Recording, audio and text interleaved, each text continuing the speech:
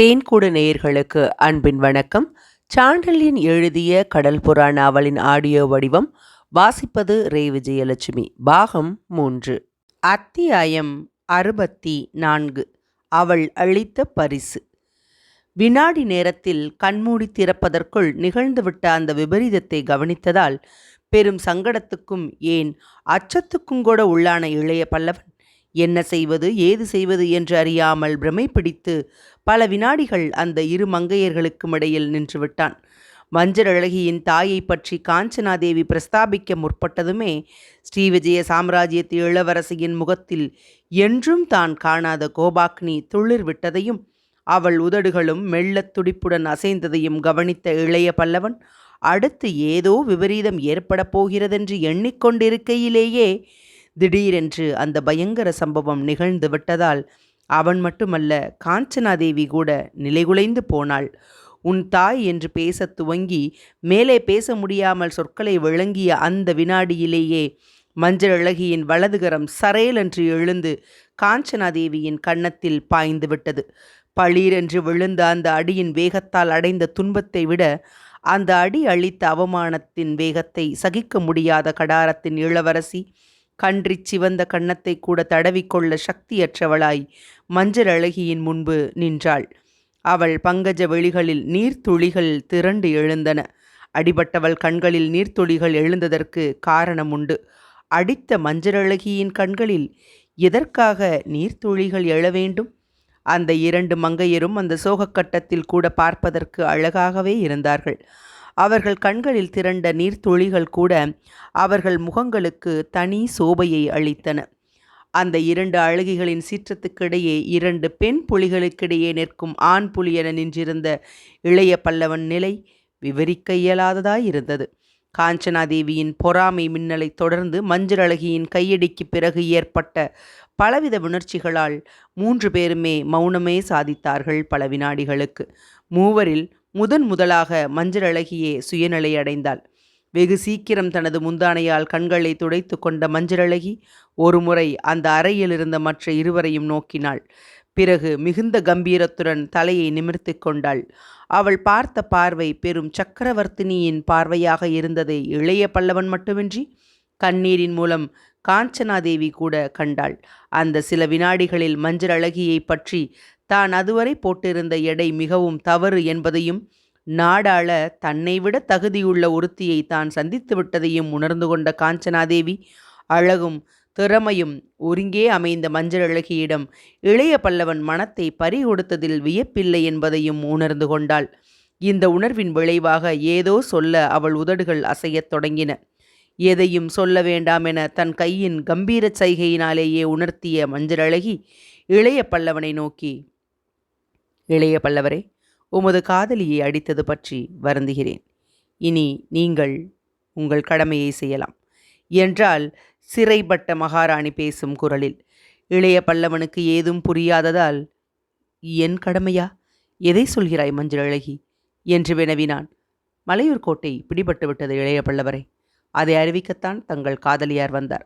ஆகவே அடுத்து நடக்க வேண்டியதை கவனிக்கலாமல்லவா என்றாள் மஞ்சளழகி. அடுத்து நடக்க வேண்டியது என்ன? ஒரு கடற்படை தலைவரிடம் ஒரு கோட்டை சிக்குகிறது. அடுத்தபடி அவர் என்ன செய்வார்? கோட்டை காவலை தன் வீரர்களை கொண்டு உறுதிப்படுத்துவது, எதிரிகளை என்று சொல்லப்போன இளைய பல்லவன் மேற்கொண்டு பேச முடியாமல் திகைப்புற்று நின்றான். அவன் திகைப்பை கவனித்த மஞ்சளழகியின் முகம் அனுதாபத்தால் சற்றே கனிந்தது. அவன் திகைப்பதாக நடித்து பார்த்திருக்கிறான் அவள் பல சந்தர்ப்பங்களில். ஆனால் அவன் உண்மையாக திகைத்ததை அன்றுதான் பார்த்தாளாகையால் அத்தகைய மாவீரனை திகைக்கச் செய்த தன்னையே நொந்து கொண்டாள் ஒரு கணம்.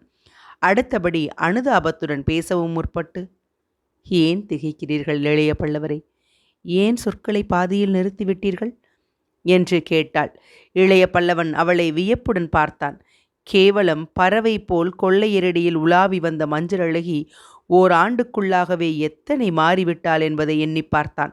அவள் கம்பீர தோற்றத்துக்கும் மாற்றத்துக்கும் காரணம் அவளுக்கு திடீரென ஜெயவர்மன் அளித்த பதவியாயிருக்க முடியுமா என்று நினைத்து பார்த்து அதுவாயிருக்க முடியாதென்ற முடிவுக்கு வந்தான். இவளும் ஆளப் பிறந்தவள். கொள்ளையர் மத்தியில் இருந்தபொழுது சூழ்நிலையின் நீர் மூடியிருந்தது இந்த நெருப்பு துண்டத்தை. அந்த நீற்றை ஜெயவர்மன் ஊதிவிடவே இயற்கையான கம்பீர அக்னி சுடர்விடுகிறது என்று தனக்குள் சொல்லிக்கொண்ட இளைய பல்லவன், சொற்களை பாதியில் நிறுத்த காரணம் இருக்கிறது மஞ்சளழகி. நீ சொல்வதைச் செய்ய எனக்கு திறனில்லை என்றான். இளைய பல்லவருக்கு திறனில்லையா என்றாள் மஞ்சளழகி இகழ்ச்சியுடன். அந்த இகழ்ச்சியை கவனித்தும் சட்டை செய்யாத இளைய பல்லவன், ஆம் மஞ்சளழகி, திறனில்லை என்றான். காஞ்சனாதேவிக்காக கங்கதேவனை கொன்ற இளைய பல்லவருக்கா திறனில்லை என்ற மஞ்சளழகியின் கேள்வியின் பொருள் பலவாறாக துணித்தது. கங்கதேவன் கொல்லப்பட்டது மானக்காவரத்தை கைப்பற்ற மட்டுமல்ல என்பதை மஞ்சளழகி அறிந்து கொண்டிருக்கிறாள் என்பதை புரிந்து கொண்ட இளைய பல்லவன் பெரும் சங்கடத்துக்குள்ளானான். அவன் மட்டுமல்ல, காஞ்சனாதேவியின் நிலைமையும் சங்கடத்துக்குள்ளாகியது. அந்த இருவர் சங்கடத்தையும் அதிகப்படுத்தச் சொன்னால் மஞ்சளழகி, மானக்காவரத்தில் நடந்தது பூராவையும் வணிகர் சொல்ல கேட்டேன் இளைய பல்லவரே. அதிலிருந்துதான் முடிவுக்கு வந்தேன். அவசியமில்லாதிருந்தும் நீங்கள் கங்கதேவனை கொன்றீர்கள் என்பதை என்று. இளைய பல்லவன் பதிலேதும் சொல்லவில்லை. காஞ்சனாதேவி மட்டும் தைரியத்தை வரவழைத்து கொண்டு கேட்டாள், அவசியமில்லை என்பது உனக்கு எப்படி தெரியும் என்று. பதிலுக்கு மஞ்சளழகி அத்தனை சோகத்திலும் புன்முறுவல் பூத்தாள். உன்னை விட இளைய பல்லவரை நான் நன்கு அறிந்திருப்பதால் தெரியும். பாலூர் பெருந்துறையில் அவரை சிறை மீட்க நீ உதவினாய். அவர் மட்டும் தனித்து உன்னை காப்பாற்ற வேண்டிய சந்தர்ப்பங்கள் குறைவு. ஒரே சந்தர்ப்பம் மானக்கவரத்தில் கிடைத்தது. அந்த சந்தர்ப்பத்தில் கங்கதேவனை பாதுகாக்க வேண்டிய மாலுமிகளையும் மரக்கலங்களையும் தன் கைக்கு மாற்றிக்கொண்டு விட்டார். இஷ்டமிருந்தால் அவர் கங்கதேவனை சிறை செய்து உயிருடன் விட்டு இருக்கலாம். ஆனால் வேண்டுமென்று தனியிடத்துக்கு வரவழைத்து அவனை கொன்றிருக்கிறார். காரணம் எனக்கு தெரியும், நீயும் தெரிந்து கொள்வது நல்லது என்றாள் மஞ்சளழகி சோக புன்முறுவலுக்கிடையே. என்ன காரணம் என்றாள் காஞ்சனாதேவி சங்கடத்துடன். உன்னை கங்கதேவன் ஏதோ ஒரு விதத்தில் அவமதித்திருக்க வேண்டும். உன்னிடம் தகாத எண்ணம் கொண்டிருக்க வேண்டும். ஆகையால்தான் அவனை கொன்றிருக்கிறார் இவர் என்று மஞ்சளழகி இளைய பல்லவனை நோக்கி திரும்பி, இல்லையா இளைய பல்லவரே என்றும் வினவினாள். அவள் ஊகம் 100க்கு 100 சரி என்பதை இளைய பல்லவன் மட்டுமின்றி காஞ்சனாதேவியும் அறிந்திருந்ததால் இருவரும் பேச சக்தியற்று வாயடைத்து நின்றார்கள். மஞ்சளழகி மேலும் பேசத் துவங்கி, காஞ்சனாதேவி, அவர் செய்கையிலிருந்து உனக்கு ஒரு படிப்பினை தேவை என்றாள். என்ன படிப்பினை? காஞ்சனாதேவியின் குரல் வறண்டு கிடந்தது. பெண்களின் கௌரவம் உயிரை விட முக்கியம் என்பது. உன் கௌரவத்திற்காக ஒருவன் உயிர் போயிருக்கிறது பார் என்றாள் மஞ்சளழகி. பெண்களின் கௌரவம் முக்கியம் என்பது எனக்கே தெரியும் என்றாள் காஞ்சனாதேவி சற்றே கோபம் சொற்களில் தொனிக்க. தெரிந்தால் அதை பின்பற்றி நடக்கவும் தெரிந்து கொள் என்றாள் மஞ்சளழகி ஏதோ சீடனுக்கு போதிக்கும் குருவைப் போல. இதை நீ எனக்கு உபதேசிக்க அவசியமில்லை. அவசியம் இருக்கிறதால் தான் சொல்கிறேன். என்ன அவசியத்தை கண்டுவிட்டாய் நீ? ஒரு பெண்ணை கன்னத்தில் அடிக்கும் நீ பெண் கௌரவத்தை பற்றி பேசுவது விந்தையாயிருக்கிறது. கன்னத்தில் அடித்தது சாதாரண தண்டனை என்றாள் மஞ்சளழகி நிர்பயமாக காஞ்சனாதேவியை நோக்கி. சாதாரண தண்டனையா? கோபம் மிதமிஞ்சி துணித்தது காஞ்சனாதேவியின் கேள்வியில். ஆம், பெண் கௌரவத்தை அல்பமாக நினைத்ததற்காக கங்கதேவனை கொல்லவில்லையா இவர்? அதை ஒப்பிட்டுப் பார் இந்த அடியுடன் என்றாள் மஞ்சளழகி. இந்த பதில் காஞ்சனாதேவியை திகைக்க வைத்தது. அந்த திகைப்பு அவள் முகத்தில் பூரணமாக பிரதிபலிக்கவும் செய்தது. அதை கவனித்த மஞ்சளழகி மேலும் சொன்னாள், காஞ்சனாதேவி, நீ ஒரு நாட்டின் இளவரசி. நாளைய சாம்ராஜ்ய பீடத்தில் அமர்ந்தாலும் அமரலாம். ஆகையால் உணர்ச்சிகளை கட்டுப்படுத்திக்கொள். சொற்களை அளந்து பேசு. இந்த அறைக்கு வந்ததும் உன்னைப் போல் நானும் ஒரு பெண் என்பதை மறந்து பஞ்சனையை சுட்டிக்காட்டி எனக்கு மாசு கற்பித்து பேசினாய். மரக்களத்தில் நீயும் இவரும் தனித்திருந்ததை சொல்லி சுட்டிக்காட்டினேன். அப்பொழுதும் நீ மசியவில்லை. பொறாமையால் உணர்ச்சிகளை காற்றில் பறக்க விட்டாய். இன்னொரு பெண், அதுவும் என் தாய், அவள் மீது மாசு கற்பிக்க முனைந்தாய். தாய்மையின் புனிதத்தன்மையை உணராத பெண் பெண்ணே அல்ல காஞ்சனாதேவி. இதை நன்றாக உணர்ந்து கொள். அது மட்டுமல்ல, புது தலைமுறையை ஈன்று கொடுக்கும் தாய்மார்களை வைத்து அரசாள வேண்டிய நீ அவர்களை புனிதமாக நினைக்கவும் கற்றுக்கொள்ள வேண்டும். அதிகார மமதை, ஏன் காதல் பொறாமை கூட உன் கண்களை மறைக்கக்கூடாது.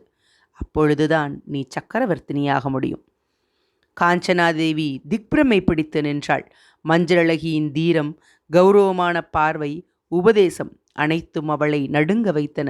கோபத்தில் பொறாமையில் எத்தனை பெரிய தீமையை அவளுக்கு விளைவித்து விட்டோம் என்ற எண்ணம் அப்பொழுதுதான் காஞ்சனாதேவிக்கு உதயமாயிற்று. காஞ்சனாதேவியின் உள்ளத்தை அதுவரை புதைந்து கிடந்த கருணை உணர்ச்சி மேலெழுந்தது. 2 அடியில் மஞ்சளழகின் அருகே சென்று அவள் கையிரண்டையும் பிடித்து கொண்டாள் காஞ்சனாதேவி. மஞ்சளழகி என்று பேசவும் துவங்கி மேலே ஏதும் பேச முடியாமல் வாயடைத்து நின்றாள். வாய் சொல்ல முடியாததை கண்கள் சொல்லின. காஞ்சனாவின் கருவெளிகளில் படர்ந்த உள்ள கிடக்கையை கண்ட மஞ்சளழகி அடிபட்ட அவள் கன்னத்தை ஒரு வினாடி தடவி கொடுத்தாள். பிறகு சரேலென திரும்பி அந்த அறையிலிருந்து வெளியே ஓடினாள்.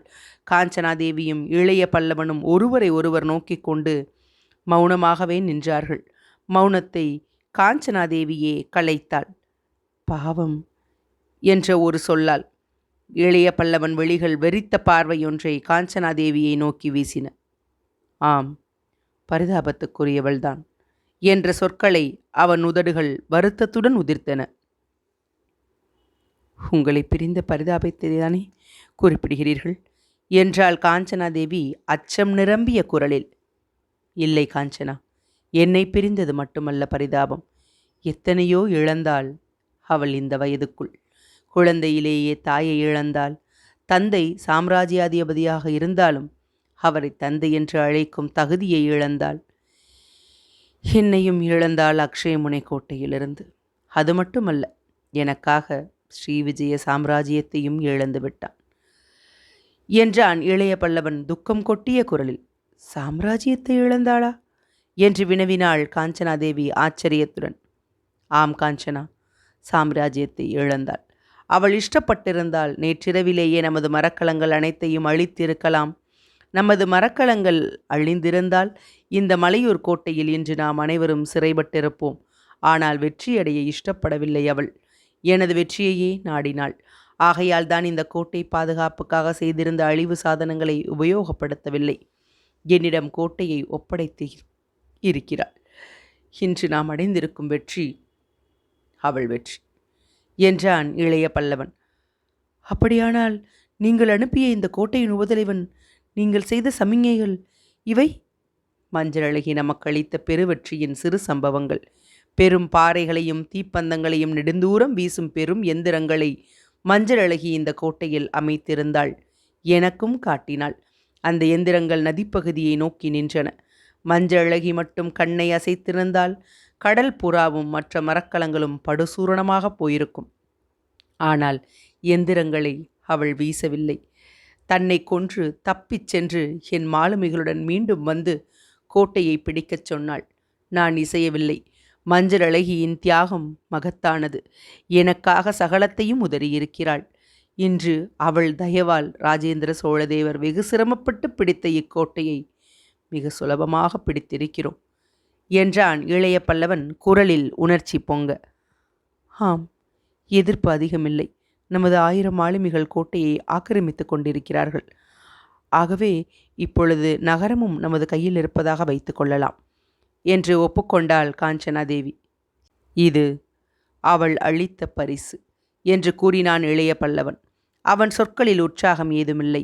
ஒரு நாளிகைக்கெல்லாம் அமீரும் கண்டியத்தேவனும் வந்து கோட்டை பூரணமாக கையில் சிக்கிவிட்டதென சொன்ன செய்தியையும் உற்சாகம் இல்லாமலே வாங்கி கொண்டான். மேற்கொண்டு நகர பிரமுகர்களை வரவழைக்கவும் சோழர் புலிக்கொடியை மலையூர் கோட்டை மீது ஏற்றவும் உத்தரவிட்ட போதும் எந்த உற்சாகத்தையும் காட்டவில்லை அவன். காஞ்சனாதேவியை கூட அறையை விட்டு அனுப்பிவிட்ட அவன் அன்று பூராவும் அந்த அறையில் உற்சாகமின்றியே கழித்தான். நகரத்து பெரியோர்கள் வந்ததும் நகரம் பிடிபட்ட விஷயத்தை தெரியப்படுத்தி சிறந்த தமிழ் வணிகர் 4 நகரத்தின் நிர்வாகத்தை ஒப்படைத்தும் தனது மாலுமிகளில் 200 பேரை உள்ளூரிலிருந்து கிடைக்கக்கூடிய தமிழ் வீரர்கள் பலரையும் கோட்டையை நிர்வாகம் செய்ய உத்தரவிட்டும் தனது கடமைகளை திட்டமாக முடித்துவிட்ட இளைய பல்லவன் நகர மக்கள் வெற்றி விழா கொண்டாடவும் அனுமதித்தான். அதன் பிறகு தனது அறையில் யாரையும் அனுமதிக்கவில்லை அவன். வெற்றி விழா மிக சிறப்பாக நடைபெற்றது. மலையூரில் கோட்டையில் பெரும் பெரும் தீபங்கள் ஏற்றப்பட்டன. தமிழ் வணிகரையும் ஊழியரையும் பெரும்பாலாக உடைய அந்த நகரம் மகிழ்ச்சி வெள்ளத்தில் ஆழ்ந்தது.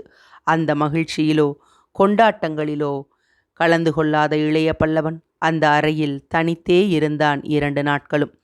அவனை பார்க்க விரும்பிய காஞ்சனாதேவிக்கு கூட இடம் தரவில்லை அவன். 2 நாட்களில் மலையூர் நிர்வாக திட்டத்தை அமைத்து கொடுத்ததும் 3வது நாள் புறப்பட சித்தப்பட்ட இளைய பல்லவன் அமீரையும் கண்டியத்தேவனையும் அழைத்து கோட்டை காவலுக்கு அவசியமான பேரை தவிர மற்ற மாலுமிகளை மரக்கலங்களுக்கு செல்ல உத்தரவிடுமாறு பணித்தான். தானும் புறப்பட சித்தமானான். உத்தரவை பெற்றதும் கண்டியத்தேவன் விரைந்தான். சற்றே தயங்கிய அமீரை நோக்கிய இளைய பல்லவன், என்ன அமீர், ஏதாவது சந்தேகம் இருக்கிறதா என்று வினவினான். ஆம் இளைய பல்லவரே, இருவரை பற்றி உத்தரவு தேவையாயிருக்கிறது என்றான் அமீர். இளைய பல்லவன் அமீர் எதிர்பார்ப்பது என்னவென்பதை புரிந்து கொண்டு சற்று நேரம் தீவிரமாக யோசித்தான். பிறகு தன் முடிவை கூறினான். முடிவு திருப்தியாயில்லை அமீருக்கு. இதனால் சங்கடங்கள் இருக்கின்றன என்றும் கூறினான். என்ன சங்கடம் என்று வினவினான் இளைய பல்லவன். நமது அடுத்த குறி ஸ்ரீவிஜயம். அதற்கு இந்த முடிவு இடையூறல்லவா? இதை கேட்ட இளைய பல்லவன் புன்னகை பூத்தான். அமீரின் அருகில் வந்து அவன் தோள் மீது தனது வலது கையை வைத்து அவனை உற்று நோக்கி, சில இடையூறுகளை நாம் தவிர்க்க முடியாது அமீர் என்று கூறினான் பொருள்பட. அமீர் புரிந்து கொண்டான். ஆகவே வருத்தத்துடன் தலையசைத்து இஷ்டமில்லாத அலுவலை நாடிச் செல்பவன் தோரணையில் நடந்து சென்றான்.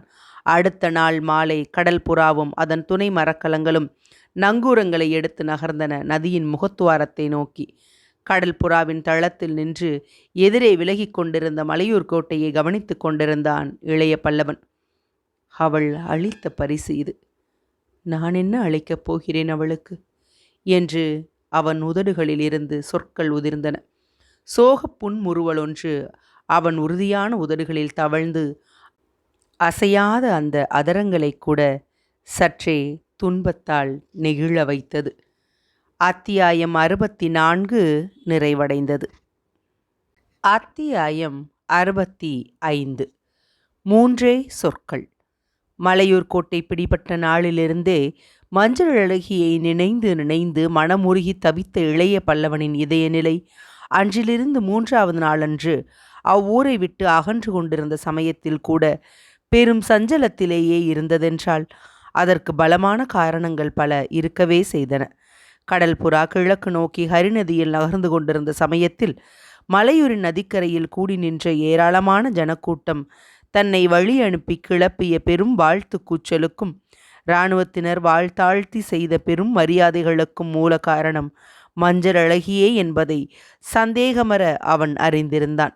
மலையூர் கோட்டை மீது அப்பொழுது பறந்து கொண்டிருந்த புலிக்கொடியின் கம்பீர காட்சியை மஞ்சள் அழகியின் உதவியில்லையேல் யாரும் கண்டிருக்க முடியாதென்பதும் அவனுக்கு புரிந்திருந்தது.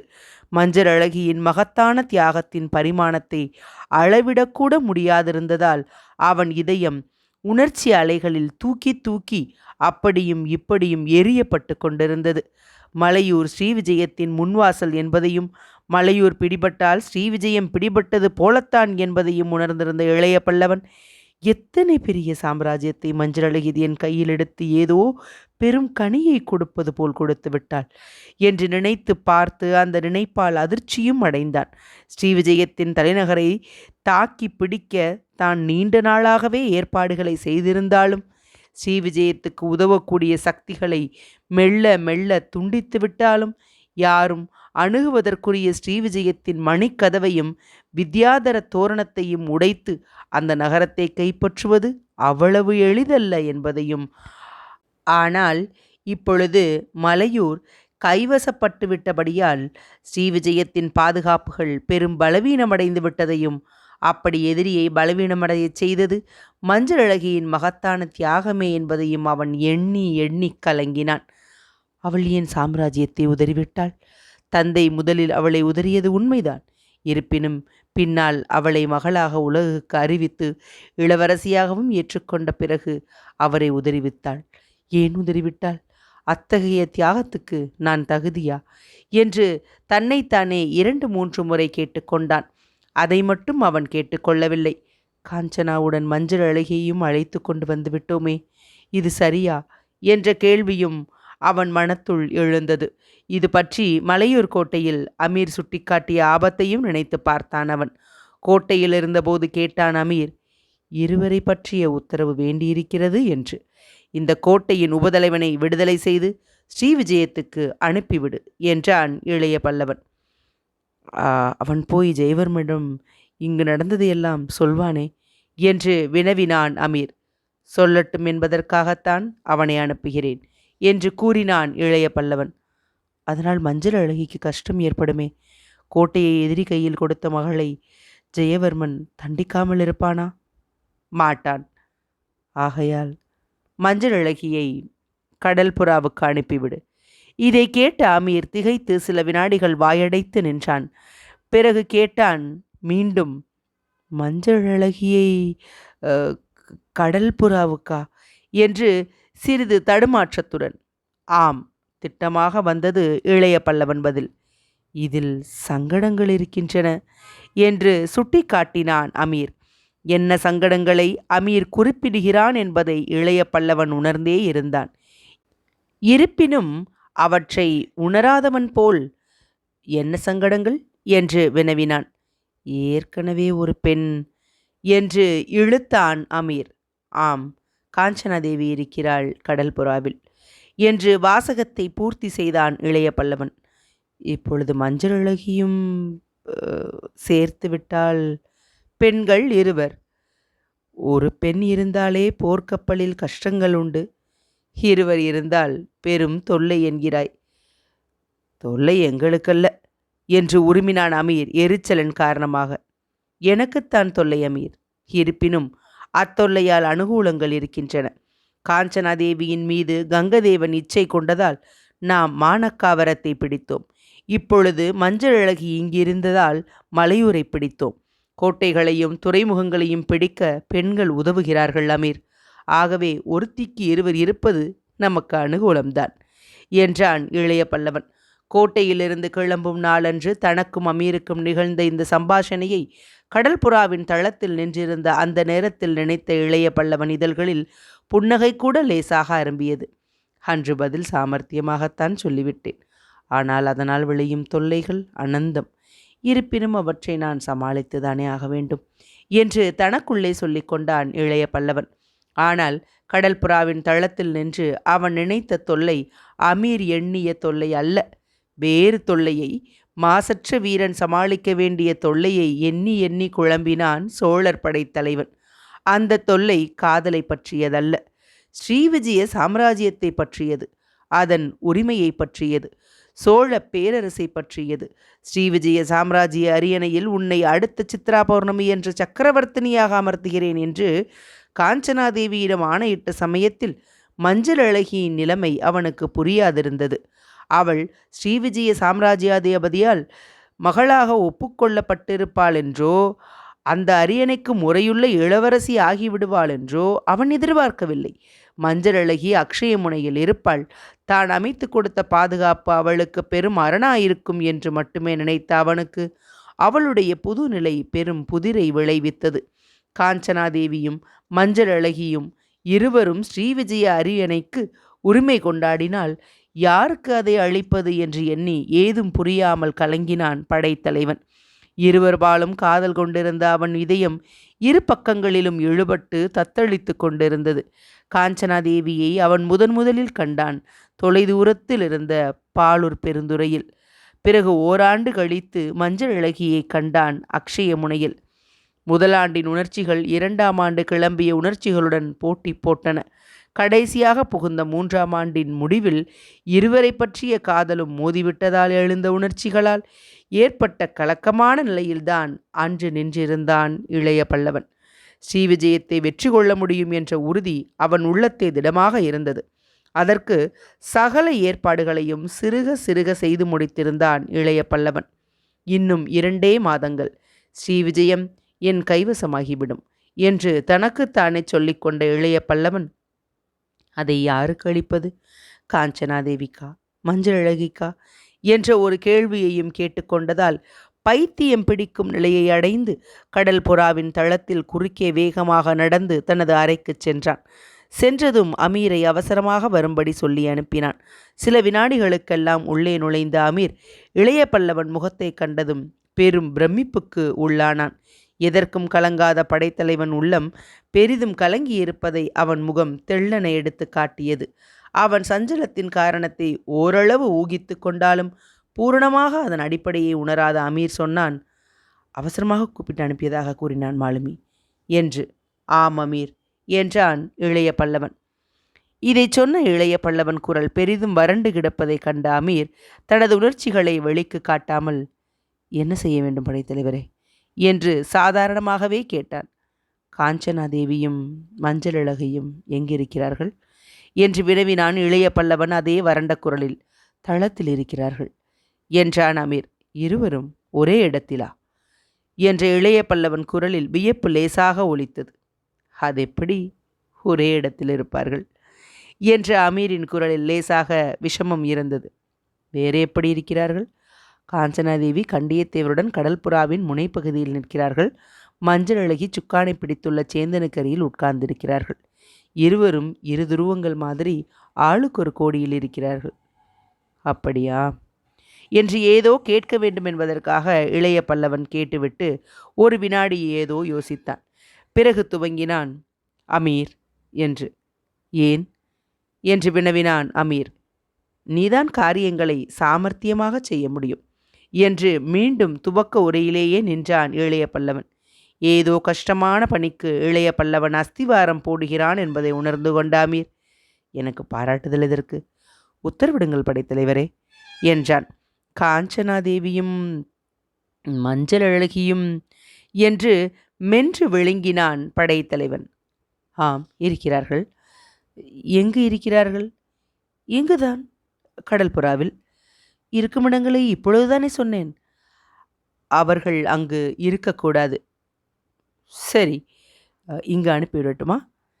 இளைய பல்லவன் தன் விழிகளை உயர்த்தி அமீரை நன்றாக பார்த்தான். ஏன், நான் நிம்மதியாயிருப்பது உனக்கு பிடிக்கவில்லையா என்று வினவினான். அமீர் உள்ளுக்குள் நகைத்து கொண்டாலும் அதை வெளிக்கு காட்டவில்லை. என்னை என்னதான் செய்ய சொல்லுகிறீர்கள் என்று அழுத்து கொள்வது போல் பாசாங்கு செய்தான் அமீர். கடல்புறாவை விட்டு அவர்கள் இருவரையும் அனுப்பிவிட வேண்டும் என்று கூறிய இளைய பல்லவன் குரலில் உறுதி பூரணமாக துணித்தது. இந்த உத்தரவை கேட்ட அமீருக்கு தூக்கி வாரி போட்டது. அவர்களை எங்கு அனுப்புவது என்று வினவினான். அவர்களுக்குத்தான் தனி மரக்கலங்கள் இருக்கின்றனவே அமீர். காஞ்சனாதேவியை காஞ்சனாவுக்கும் மஞ்சள் அழகியை மஞ்சள் அழகிக்கும் அனுப்பிவிடு. இது என் உத்தரவு என்று திட்டமாக கூறிய இளைய பல்லவன் தலையை மார்புக்காக தொங்கு போட்டு கொண்டான். மேற்கொண்டு இளைய பல்லவன் பேச விரும்பவில்லை என்பதை புரிந்து கொண்ட அமீர் அக்கரமந்திரத்தை விட்டு வெளியேறினான். அவன் சென்றதும் ஓரளவு நிம்மதியுடன் மஞ்சத்தை விட்டு எழுந்தான் இளைய பல்லவன். நிம்மதியுடன் பெருமூச்சு விட்டான். தலையிலிருந்து பெரும் சுமையொன்று இறங்கியது போல் இருந்தது அவனுக்கு. 2 பெண்களையும் தனித்தனியாக அவர்கள் பெயரிட்ட மரக்கலங்களில் இருத்திவிட்டால் இருவரும் சந்திக்க வாய்ப்பு இருக்காதென்றும், ஆகையால் என்ன செய்ய வேண்டும் என்பதை தான் நிதானமாக தீர்மானிக்கலாம் என்றும் முடிவு செய்து கொண்டான் இளைய பல்லவன். அந்த முடிவின் காரணமாக அரை மூலைக்கு சென்று அங்கிருந்த மரக்குவளையிலிருந்து சிறிது நீர் எடுத்து குடிக்கவும் செய்தான். மறுபடியும் மஞ்சத்துக்கு வந்து பஞ்சனையில் மல்லாந்து படுத்தான். சிறிது கண்களை மூடலாம் என்று நினைத்த சமயத்தில் மீண்டும் அமீர் உள்ளே நுழைந்தான். அமீரின் வருகைக்கு காரணமறியாத இளைய பல்லவன் பஞ்சனையில் எழுந்து உட்கார்ந்து, என்ன அமீர், ஏன் வந்து விட்டாய்? நான் சொன்னபடி என்றவனை இடைமறித்த அமீர், செய்ய முடியவில்லை என்றான். ஏன் உத்தரவை நிறைவேற்றவில்லை நீ என்று சீறினான் இளைய பல்லவன், வெளியே கோபத்துடனும் உள்ளே பயத்துடனும். இல்லை. ஏன்? முடியவில்லை. இருவரும் கடல்புறாவிலிருந்து நகர மறுக்கிறார்கள். என் உத்தரவு என்று கூறினாயா? கூறினேன். என்ன சொன்னார்கள்? வித்தியாசமாகச் சொன்னார்கள். என்ன வித்தியாசம் அதில்? காஞ்சனாதேவியிடம் விஷயத்தை கூறி தங்கள் உத்தரவு அது என்றேன் என்ற அமீரின் முகத்தில் விஷமக்குறி தோன்றியது. என்ன சொன்னாள் அவள் என்றான் இளைய பல்லவன் குரலில் கோபத்தை காட்டு. உத்தரவை உடைப்பில் போடு என்றார்கள். மஞ்சழகி, இந்த கடலில் போடு என்று பக்கத்தில் இருந்த கடலை கையால் காட்டினார்கள். இளைய பல்லவன் பஞ்சனையிலிருந்து எழுந்து அமீர் என்று உக்கிரமாக கூவினான். படைத்தலைவரே, அமீரின் பதிலில் பணிவிருந்தது. கேவலம் 2 பெண்களிடம் உன் ஜம்பம் பலிக்கவில்லை என்று கூவினான். அதில் என் ஜம்பம் மட்டுமில்லை, தங்கள் உத்தரவும் கலந்திருக்கிறது என்று தாழ்மையுடன் தெரிவித்து கொண்டதன்றி இப்பொழுது என்று ஏதோ துவங்கி வார்த்தைகளை விழுங்கினான். என்ன செய்ய வேண்டும் என்கிறாய் என்னை என்று கேட்டான் இளைய பல்லவன். என்னால் முடியாத பணியை தலைவர்தான் செய்து முடிக்க வேண்டும் என்றான் அமீர். அமீர் தன்னை நோக்கி நகைக்கிறான் என்பதை புரிந்து கொண்ட இளைய பல்லவன் அவனை ஒரு முறை முறைத்து நோக்கிவிட்டு அரைக்கதவை திறந்து கொண்டு வெகு வேகமாக தளத்துக்கு சென்றான். அவனை தொடர்ந்து சென்ற அமீருக்கு மேலும் வியப்பு காத்திருந்தது தளத்தில். அமீர் எதிர்பார்த்தபடி இளைய பல்லவன் காஞ்சனாதேவியையோ மஞ்சளழகியோ நோக்கிச் செல்லவில்லை. இருவரும் இல்லாத தனி இடமாக பார்த்து சென்று கடல் புறாவின் பக்கப்பலகையில் சாய்ந்து கொண்டு கண் முன்னால் ஓடிக்கொண்டிருந்த நதியையும் மேலே விரிந்து கிடந்த ஆகாயத்தையும் மாறி மாறி பார்த்தான். கடல் புறாவின் வேகத்தால் பக்கப்பலகையின் அடியை தடவிய நதிநீரின் சர்ரென்ற ஓசை அவன் காதுகளில் விழுந்தது. ஆகாயத்தின் மீது ஓட்டிய கண்களை பார்த்து விண்மீன்களும் பதிலுக்கு கண்களை சிமிட்டின. நேரம் போவது தெரியாமல் அந்த இடத்திலேயே நின்று கொண்டிருந்தான் இளைய பல்லவன். ராபோஜனம் கூட வேண்டியதில்லை என்று தன்னை தேடி வந்த மாலுமியிடம் அறிவித்து விட்டான். இரவு நன்றாக முற்றிய பின்பும் கடல் புறாவின் தளத்தில் பக்கப்பலகையை பிடித்து கொண்டு தளத்துக்கு முதுகு காட்டிய வண்ணம் ஆகாயத்தை அண்ணாந்து பார்த்து கொண்டிருந்தான் இளைய பல்லவன். இடையிடையே எதிரே இருந்த காரிருளையும் கவனித்தான். படுக்கும் நேரம் தாண்டியும் அறையை நாடாதிருந்த அவனை பின்புறம் ஒரு மலர்கை தொட்டது. தேள் கொட்டிவிட்டது போல் திரும்பி பார்த்தான் இளைய பல்லவன். அவன் எதிரே காஞ்சனாதேவி நின்று கொண்டிருந்தாள். சற்று தூரத்தில் இருந்த பந்தத்தின் வெளிச்சத்தில் அவள் முகம் பிரமிக்கும்படியான அழகை அள்ளி தெளித்ததன்றி அந்த வெளிச்சத்தில் பிரதிபலித்த அவள் காதணி கற்கள் வீசிய பலவித வண்ண ஒளிகள் அவள் கன்னங்களில் அற்புதமான சித்திரங்களையும் தீட்டியிருந்தன. ஆனால் அந்த அழகில் எள்ளத்தனையும் ரசிக்கும் ஆற்றலை இழந்திருந்தான் இளைய பல்லவன் அந்த நேரத்தில். ஆகவே சற்று முரட்டுத்தனமாகவே கேட்டான், ஏன் இங்கு வந்தாய் என்று. ஒரு விஷயம் சொல்ல வந்தேன் என்றாள் அவள் அவன் மூர்க்கத்தனத்தை லட்சியம் செய்யாமலே. சரி சொல். இந்த சொற்களும் முரட்டுத்தனமாகவே உதிர்ந்தன. அவள் 3 சொற்களைத்தான் சொன்னாள். ஆனால் அந்த 3 சொற்கள் அவன் மூர்க்கத்தனத்தை பறக்கடித்து விட்டன. அவனுக்கு அதுவரையில் இருந்த சங்கடம் பன்மடங்கு அதிகமாக விரிந்தது. அந்த 3 சொற்கள் அவன் லட்சியம், பிரதிக்கினை, ஏற்பாடுகள் அனைத்திலுமே மண்ணை போட்டுவிடும் நிலையில் அமைந்திருந்தன. அவற்றால் ஏற்பட்ட திகைப்பால் அவன் பிரமை பிடித்து அவளை நோக்கியபடியே நின்றுவிட்டான் பல வினாடிகள். அத்தியாயம் 65 நிறைவடைந்தது. அத்தியாயம் 66. அவர் உத்தேசம், அவர் கட்டளை. ஸ்ரீவிஜயம் எனக்கு வேண்டாம் என்ற 3 சொற்களைத்தான் காஞ்சனாதேவி சொன்னாள். கடல் புறாவின் தளத்திலே கவலை உள்ளத்தில் அலைவாய நின்று கொண்டிருந்த சோழர் படை தலைவனை நோக்கி. ஆனால் அந்த சொற்கள் சுரீல் என இளைய பல்லவன் இதயத்திலே தைக்கவே செய்தன.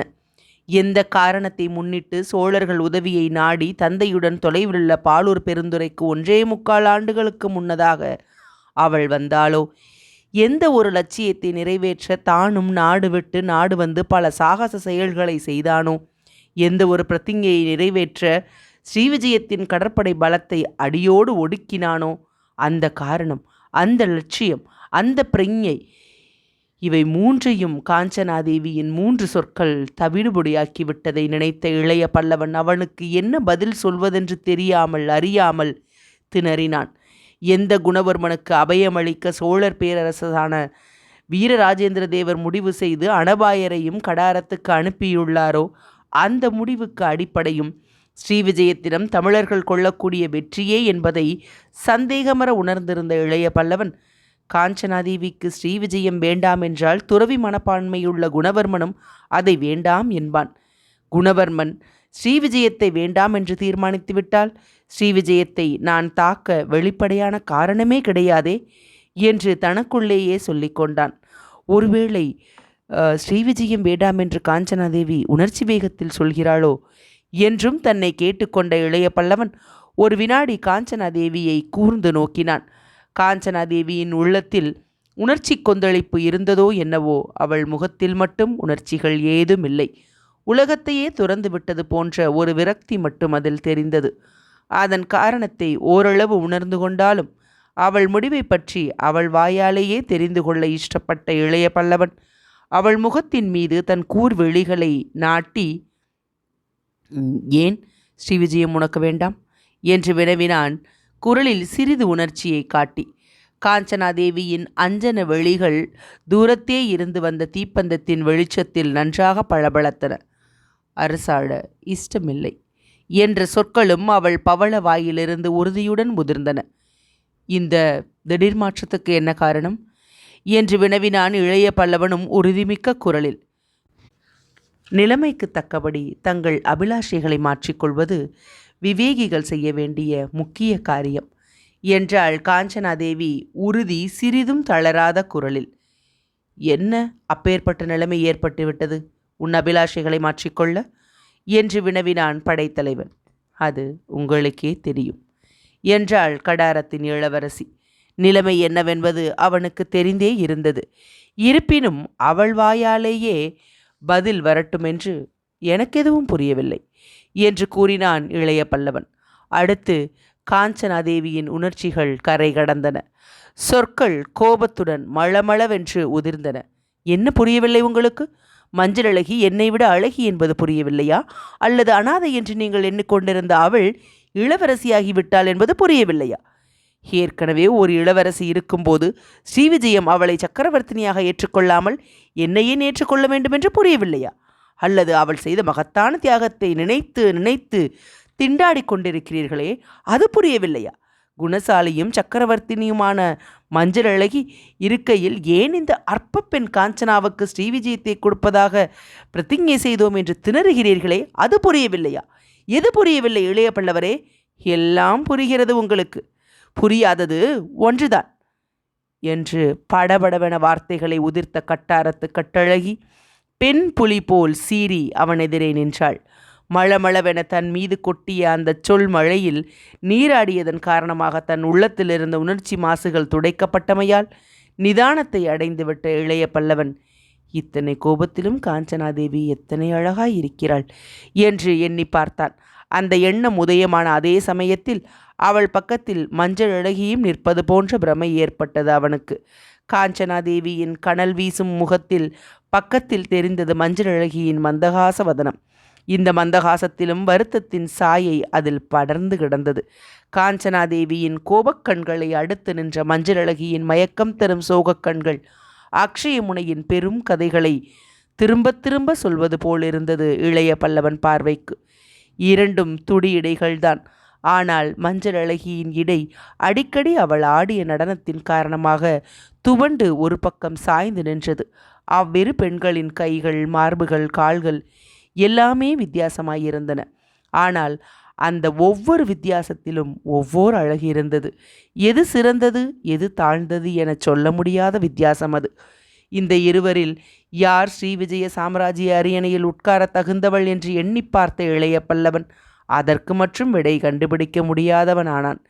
ஆனால் அந்த வினா மனத்தில் எழுந்ததன் விளைவாக அவன் பிரமையும் அகன்றது. மஞ்சள் அழகியின் உருவமும் மறைந்தது. அது மறையவே காஞ்சனாதேவியின் உதடுகள் பெய்த சொல்மழையும் அதன் முடிவில் புரியாதது ஒன்றுதான் என்று அவள் திட்டவட்டமாக கூறிய வார்த்தைகளும் அவன் காதுகளில் மீண்டும் ஒலித்தன. ஆகவே இளைய பல்லவன் கேட்டான், புரியாதது எது காஞ்சனா என்று.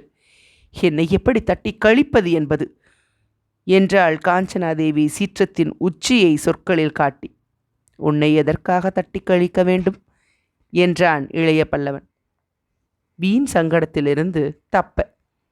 என்ன வீண் சங்கடம் இப்பொழுது ஏற்பட்டு விட்டது எனக்கு? மஞ்சள் அழகி கிடைத்த பின்பு காஞ்சனா வீண் சங்கடம்தானே? அவள் வந்ததால் நீ எப்படி வீண் சங்கடமாகிறாய்?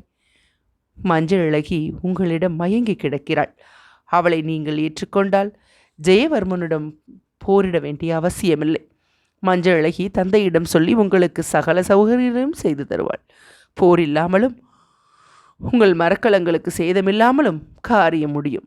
அதை விட்டு எனக்காக போரில் இறங்குவது அத்தனை புத்திசாலித்தனமா, லாபமா, விரும்பத்தக்கதா என்று வினவினாள் காஞ்சனாதேவி. கடல் புறாவின் பக்கப் பலகையில் சாய்ந்து நின்ற இளைய பல்லவன் நன்றாக நிமிர்ந்து நின்றான். அவன் முகத்தில் புத்தொழி ஒன்றும் இணையற்ற கம்பீரமும் திடீரென உதயமாயின. மாறுபட்ட மனிதன் போல் நின்ற இளைய பல்லவன், உனக்காக ஸ்ரீவிஜயத்தை நான் வெற்றி கொள்ளப் போவதாக யார் சொன்னது என்று கேட்டான் கடுமையான குரலில். அவன் மாறுதல் அவளுக்கு விசித்திரமாயிருந்தது. அவன் கடுமை கூட புதிதாயிருந்தது கடாரத்தின் கட்டழகிக்கு. இருப்பினும் சிறிது மஞ்சாமல் பதில் சொன்னாள் அவள். நீங்கள்தான் சொன்னீர்கள் என்று. எப்பொழுது? இம்முறை குரலில் கடுமை மறைந்துவிட்டது. கம்பீரமும் உன்னை விட 1 மடங்கு அதிகமாகிவிட்டது. மானக்காவரத்தில் என்றாள் காஞ்சனா. என்ன சொன்னேன்? நீ சக்கரவர்த்தினி, அடுத்த சித்ரா பௌர்ணமி என்று உன்னை ஸ்ரீவிஜய அரியணையில் அமர்த்துவேன் என்று. இதை கேட்டதும் காஞ்சனாதேவியின் அழகிய தோளை பிடித்து நெருடி இளைய பல்லவன் மெல்ல நகைத்தான். அந்த நகைப்பிலும் கம்பீரம் இருந்தது. ஏன் நகைக்கிறீர்கள் என்று கேட்டாள் காஞ்சனா. பெண்களின் மமதையை குறித்து நகைத்தேன் என்றான் அவன். அப்படியானால் என்னை சக்கரவர்த்தினியாக்க பிரதிஞ்ஞை செய்தது பொய்யா? அல்ல. இந்த பதிலை கேட்டு திகைத்தாள் அவள். குழம்பினாள் என்று சொல்வது கூட பொருந்தும். அவள் மனமிருந்த நிலையை குறிக்க. அவள் தோள் மீதிருந்த கைகளை எடுத்துவிட்டு அவள் எதிரில் நின்று இளைய பல்லவன் விளக்கினான். காஞ்சனாதேவி, உன்னிடம் நான் மனதை பறிகொடுத்தது உண்மைதான். உன்னை சக்கரவர்த்தினியாக்குவேன் என்று பிரதிஞ்ஞை செய்ததும் உண்மைதான். ஆனால் அந்த பிரதிஞ்ஞையின் அஸ்திவாரத்தை நீ கவனிக்க வேண்டும். பெண்கள் உரிமைகளையும் மானத்தையும் காக்க வீரர்கள் போரிட்டதுண்டு. ஆனால் அதற்காக அல்லாமல் அதைவிட பெரிய காரணங்களுக்காகவும் போர்கள் நிகழ்ந்திருக்கின்றன. உன்னை சக்கரவர்த்தினியாக்க நான் திட்டமிட்டதற்கு மூல காரணம் உன்னிடம் எனக்கு இருந்த ஆசை அல்ல. சோழ பேரரசின் விஸ்தரிப்பு தமிழர்களுக்கு இந்த பிராந்தியத்தில் நல்வாழ்வு கொடுக்க வேண்டும் என்ற எண்ணம். நான் பாலூர் வந்ததே தமிழர்களை காக்க, கலிங்கத்துடன் நல்லுறவு கொள்ள. நான் நீட்ட வந்த சமாதான கரத்தை உதறித் தள்ளினான் கலிங்கத்து பீமன். அவனுக்கு துணை நின்றான் அனந்தவர்மன். அன்றே முடிவு கட்டினேன் கலிங்கத்தையும் ஸ்ரீவிஜயத்தையும் ஒழித்து கட்ட. ஸ்ரீவிஜயத்தை வெற்றி கொள்ள கடலில் தமிழர் நிர்பயமாய் உலாவி வணைபம் செய்ய கலிங்கத்தின் கடல் பலத்தை உடைக்க வேண்டியதாயிருந்தது. உடைத்தேன். அது உடைந்தபோது ஸ்ரீவிஜயம் உடைந்து போயிற்று. ஸ்ரீவிஜயம் கலிங்கத்தின் படைபலத்தை நம்பியே வாழ்ந்து கொண்டிருந்தது. அதற்கு தரைப்படையும் சொற்பம் இருந்தும் படையும் நன்றாக பயிற்சியுள்ளதல்ல. இன்னும் நாகரீக போர் முறைகளை அறியாத காட்டு சாதிகள் பல தரைப்படையில் இருக்கின்றன. ஆகவே ஸ்ரீவிஜயம் என் கையில் சிக்கியாகிவிட்டது. ஸ்ரீவிஜய தலைநகரை அணுகும் முக்கிய துறைமுகங்களில் எல்லாம் நான் பிடித்து அனுப்பிய கலிங்கத்தின் போர்க்கப்பல்கள் நிற்கின்றன. 8 இடங்களிலிருந்து வேல்கள் ஸ்ரீவிஜய தலைநகரை நோக்கி நிற்கின்றன. நான் சமிஞ்ஞை செய்தால் அடுத்த 10 நாட்களில் ஸ்ரீவிஜய தலைநகர் தூர கிழக்கில் உள்ள பெரும் தமிழர் படையால் சூழப்படும். ஸ்ரீவிஜயம் இப்படி பிடிக்கப்படுமானால் தமிழர் நன்மையை முன்னிட்டுத்தான் பிடிக்கப்படும். பெண்ணாசையை விட அது பெரும் லட்சியம். அந்த லட்சியத்தை அடைவதில் உனக்கும் உன் தந்தைக்கும் நியாயம் செய்வது ஒரு கட்டம், அவ்வளவுதான். நன்றாக சிந்தித்துப்பார். என் லட்சியம் என்னவென்பது உனக்கு புரியும். இந்த படையெடுப்புக்கு காரணம் நீயுமல்ல, அவளுமல்ல, சோழ சாம்ராஜ்யம், தமிழர் பெருங்குடி என்று கூறிவிட்டு அவளை விட்டு தன் அறையை நோக்கிச் செல்ல 2 அடி எடுத்து வைத்தான். பிறகு சட்டென்று நின்று, மஞ்சள் அழகியையும் அழைத்து கொண்டு உன் அறைக்கு போய்விடு. என் இஷ்டப்படி நீங்கள் இருவரும் நடக்கவில்லையானால் மாலுமிகளை விட்டு பலவந்தமாக நாளையே உங்கள் இருவரையும் உங்கள் மரக்கலங்களுக்கு அனுப்பிவிடுவேன் என்று மூர்க்கத்தனமாகவும் இறைந்துவிட்டு அக்கிரமந்தரத்தை நோக்கி விடுவிடு என்று நடந்தான். அவன் கனவேகத்தில் தன் லட்சியத்தை விவரித்ததாலும் கடைசியில் மூர்க்கத்தனமான முறையில் தனக்கு ஒரு வேலையும் கொடுத்து மூர்க்கத்தனமாக பேசிவிட்டு போனதாலும் பிரமித்து பல வினாடிகள் நின்றுவிட்ட காஞ்சனாதேவி கடைசியில் மஞ்சள் அழகி இருந்த இடம் நோக்கிச் சென்றாள். அங்கு அவளுக்கு பிரமிப்பு காத்திருந்தது. சேந்தன் பக்கத்தில் உட்கார்ந்திருந்த மஞ்சள் அழகியை நெருங்கி, மஞ்சளழகி என்று அழைத்ததும் மஞ்சளழகி சர்வசகஜமாக ஏன் என்று கேட்டாள். உன்னை அழைத்துச் செல்லும்படி உத்தரவு என்றாள் காஞ்சனாதேவி. அவர் உத்தரவிட்டாரா? மஞ்சளழகியின் கேள்வியில் உணர்ச்சி எதுவுமே தெரியவில்லை. ஆம். எங்கு அழைத்துச் செல்ல உத்தரவு? என் அறைக்கு. சரி என்று கூறிய மஞ்சளழகி மேற்கொண்டு எதுவும் பேசாமல் அவளை பின்தொடர்ந்தாள். காஞ்சனாதேவி அக்கரமந்திரத்தின் பின் வாயிற்படி வழியாக தன் அறைக்குள் நுழைந்த போதும் சரி, அறைக்கு வந்த சில வினாடிகளுக்கு பின்பும் சரி, மஞ்சளழகி மௌனமே சாதித்தாள். கடைசியில் ஏதோ நினைத்து பெருமூச்செறிந்த அக்ஷயமுனை செல்வி காஞ்சனாதேவியின் மஞ்சத்தில் இருந்த ஒரு சீலையை காட்டி, அதை நான் எடுத்துக்கொள்ளலாமா என்று வினவினாள். எதற்கு என்று கேட்டாள் காஞ்சனாதேவி. படுக்க. இந்த பஞ்சனையில் படுப்பதுதானே? படுப்பதற்கில்லை. ஏன்? சக்கரவர்த்தினிக்கு சமதையாக ஒரு அனாதை பெண் படுப்பது சரியல்ல. நான் சக்கரவர்த்தினி என்று யார் சொன்னது உனக்கு? அவர் உத்தேசம் அதுதானே? ஆம், அதனால் என் உத்தேசம் இதுதான். மனதில் அடைந்த மணவாளன் உத்தேசத்திற்கு மாறாக நடப்பது அறவழிக்கு ஒத்ததல்ல. அப்படியா? ஆம். நாளை காலையில் நான் என் பெயர் கொண்ட மரக்கலத்துக்கு போகப் போகிறேன். ஏன்? அவர் கட்டளை அது. இன்று நான் அதை மீறியதே தவறு. அவர் உத்தேசம், அவர் கட்டளை, இதற்கெல்லாம் நாம் ஏன் கீழ்ப்படிய வேண்டும்? ஆத்திரம் மிகுந்து நின்றது காஞ்சனாதேவியின் குரலில். உங்களுக்கு தெரியாது தேவி, நீங்கள் சக்கரவர்த்தினி என்று சாதாரணமாக சொன்ன மஞ்சளழகி மஞ்சத்தில் இருந்த சீலையை எடுத்து அந்த அறையின் மரத்தரையில் படுத்தாள். காஞ்சனாதேவி பிரமை பிடித்து நீண்ட நேரம் மஞ்சத்தில் உட்கார்ந்து கீழே படுத்திருந்த பைங்கிளியை பார்த்த வண்ணம் இருந்தாள். தரையில் உருக்களித்து படுத்திருந்த மஞ்சளழகியின் வலது காதில் கீழே கடல்புறாவை தாங்கி நின்ற கடலரசன் ஏதோ ரகசியத்தை சொல்லியிருக்க வேண்டும். இல்லையேல் உறக்கத்தில் ஏன் அப்படி புன்முறுவல் கொண்டாள் அக்ஷயமுனையின் அந்த பேரழகி? அத்தியாயம் 66 நிறைவடைந்தது. அத்தியாயம் 67. பிறை 7. கடல்புறாவின் கட்டைத்தரையில் காஞ்சனாதேவியின் காலடியில் படுத்து கிடந்த அந்த கட்டழகியின் காதில் கடலரசன் என்னென்ன செய்திகளை சொல்லியிருப்பானோ, ஏதேது மந்திரங்களை ஓதியிருப்பானோ தெரியாது. ஆனால் அந்த செய்திகளும் மந்திரங்களும் எவையாயிருந்தாலும் அந்த செய்திகளையும் மந்திரங்களையும் தொலைவிலிருந்த அவள் தந்தை ஜெயவர்மன் காதிலும் கடலரசன் அலைகளை உந்தி எழுப்பும் காற்று தூதன் போட்டிருக்க வேண்டும். அப்படி இல்லாவிட்டால் கடல்புறாவில் அன்று மஞ்சளழகி அடைந்த பெரும் நிம்மதியை ஜெயவர்மன் எப்படி பெற்றிருக்க முடியும்? கடல்புறாவின் தரையில் படுத்து கிடந்த ஸ்ரீவிஜயத்தின் இளவரசி அன்றிரவில் அடைந்த அமைதியும், அமைதியின் விளைவாக அவள் முகத்தில் விரிந்த மந்தகாசமும் அந்த இரவுக்கு பிறகு ஒரு வார காலம் கழித்து ஸ்ரீவிஜய சாம்ராஜ்யாதிபதியான ஜெயவர்மன் முகத்திலும் தெளிவாக தோன்றவே செய்தன.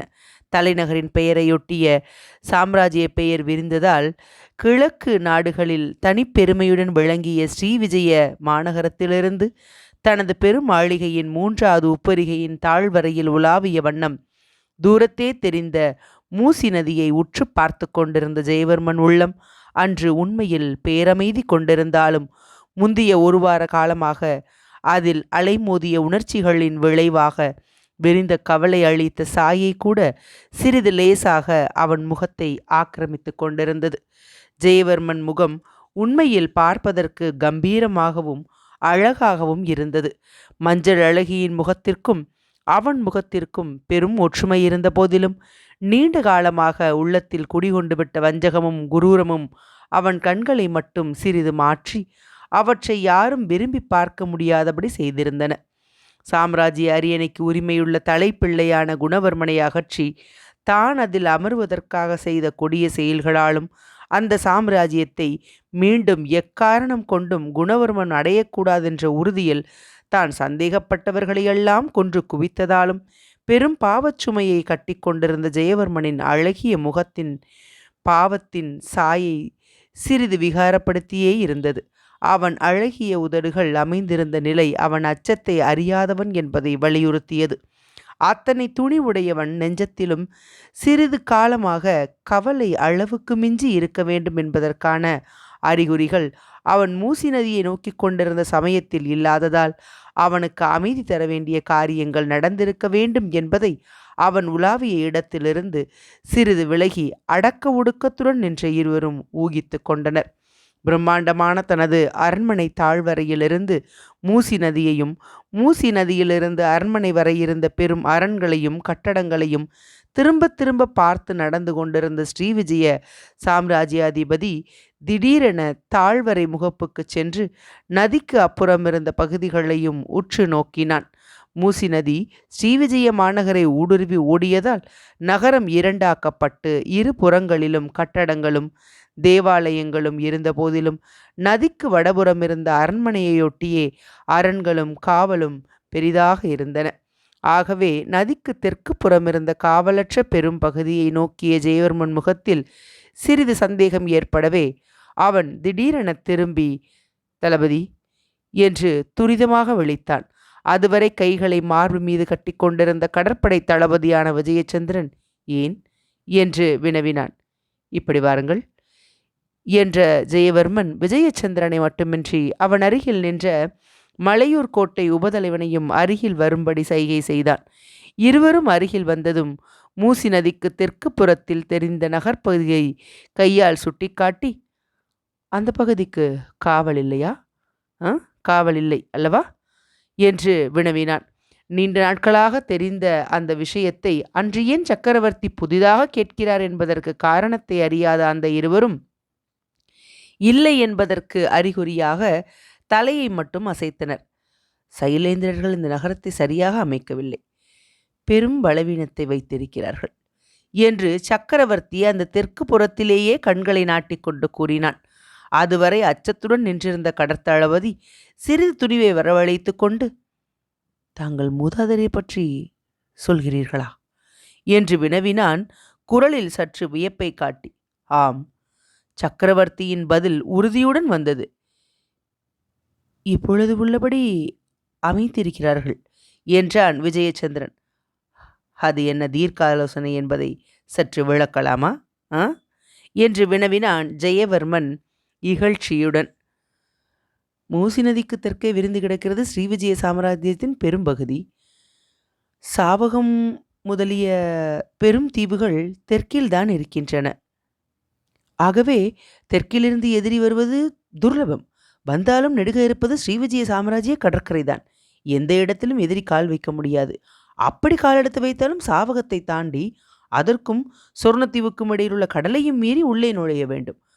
நுழைந்த பின்பு இருக்கும் ஜலசந்தி மிக குறுகியது. மூசி நதி முகத்துவாரத்துக்கு எதிரே இருக்கும் பங்கஜத்தீவுக்கும் இம்மாநகர் இருக்கும் சொர்ணத்தீவின் கரைக்கும் இடையேயுள்ள குறுகிய ஜலசந்திக்குள் நுழைந்தால் பங்கஜத்தீவின் கரையிலும் மூசி நதி முகத்துவாரத்தில் உள்ள நமது கடற்படை எந்த மரக்கல கூட்டத்தையும் அளிக்க முடியும். ஆகவே படையெடுப்பு ஏற்பட்டால் ஒன்று மூசி நதி ஓடும் மார்க்கத்தில் ஏற்பட முடியும், அல்லது அதற்கு வடபுறம் ஏற்பட முடியும்.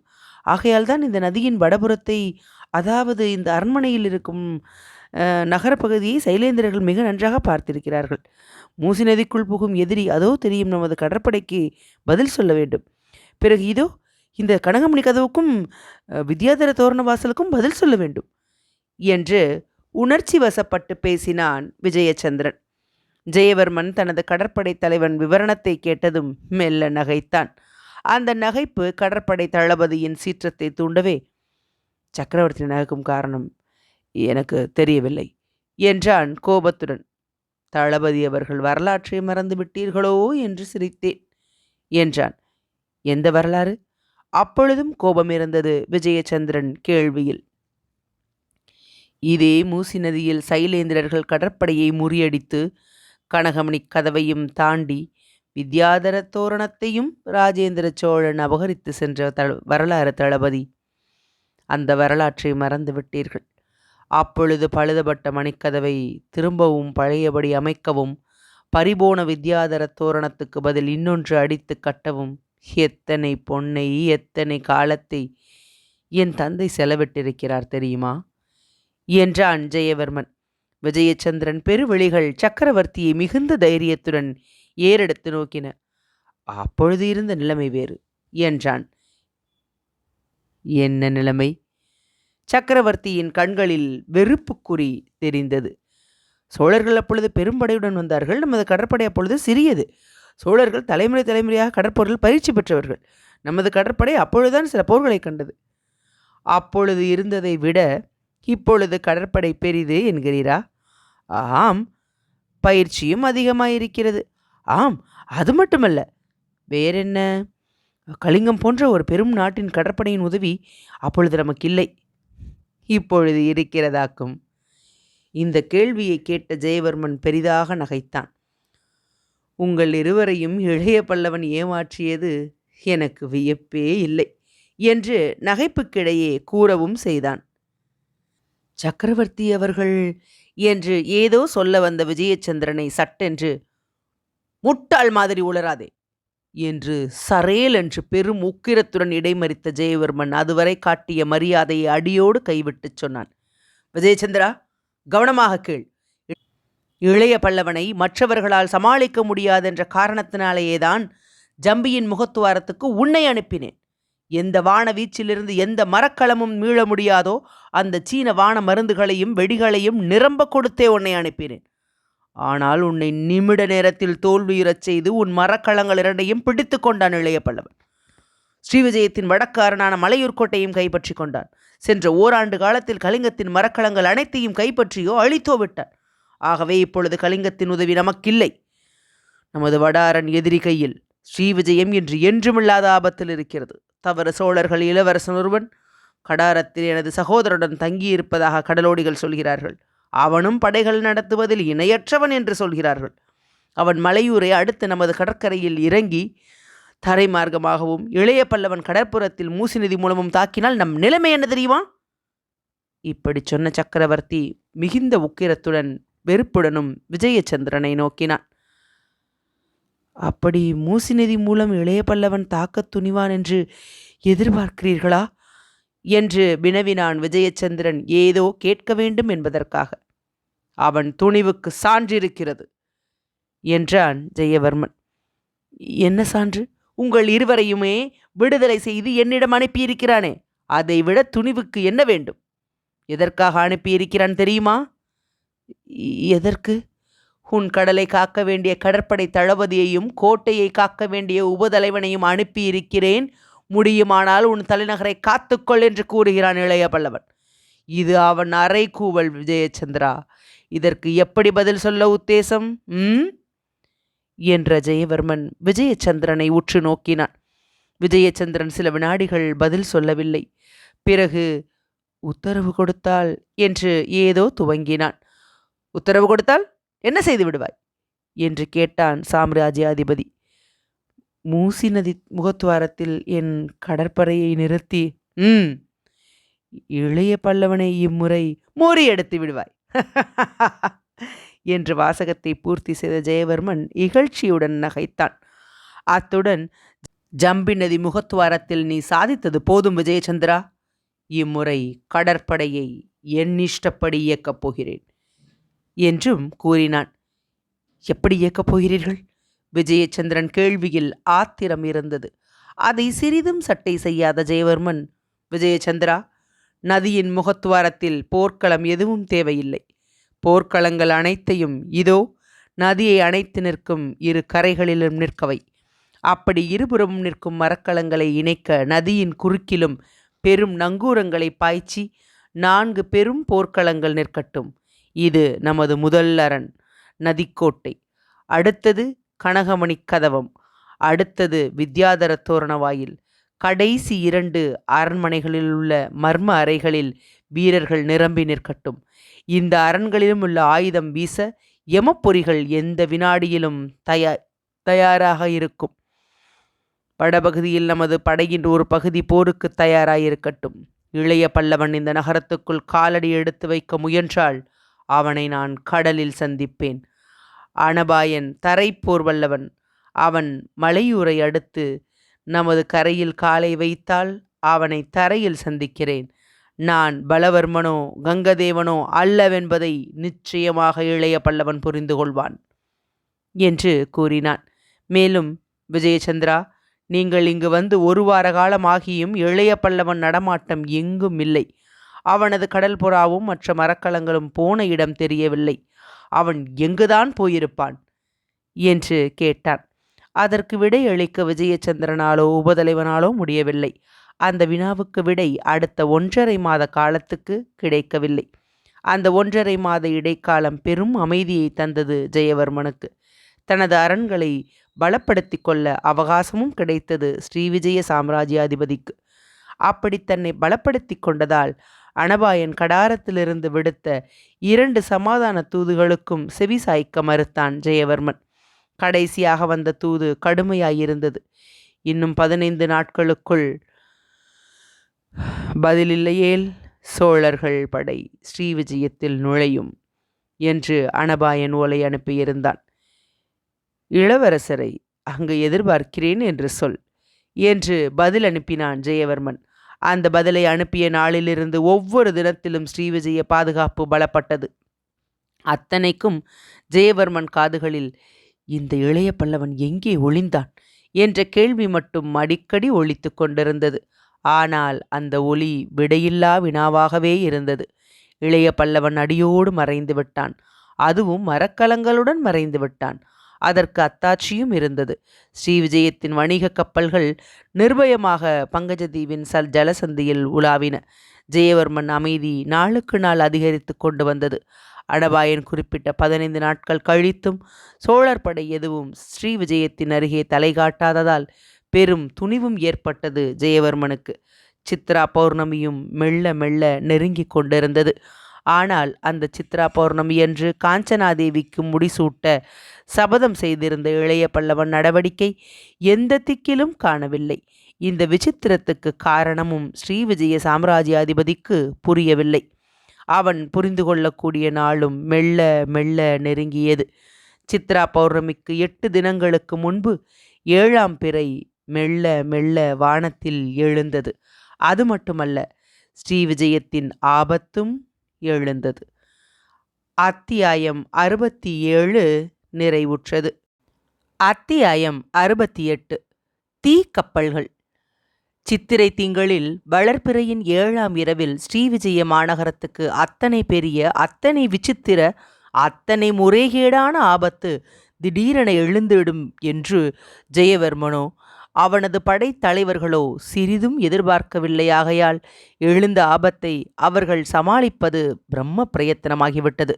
விஜயச்சந்திரன் யோசனையையும் மீறி சாம்ராஜ்யாதிபதியான ஜெயவர்மன் எந்த ஒரு மரக்கல அரணை மூசி நதியில் அமைத்தானோ அந்த அரணே ஸ்ரீவிஜயத்தை நாசமாக்கும் கருவிகளில் ஒன்றாகும் என்றோ அங்கு ஏற்பட்ட விசித்திர தாக்குதல் பாதி கடற்கொள்ளைக்காரர்கள் முறையிலும் பாதி அறப்போர் முறையிலும் நடக்குமென்றோ எதிர்பார்க்காததால் அந்த தாக்குதலின் போது தான் இட்ட திட்டம் தவிடு பொடியாவதை தன் கண்களாலேயே ஜெயவர்மன் கண்டான்.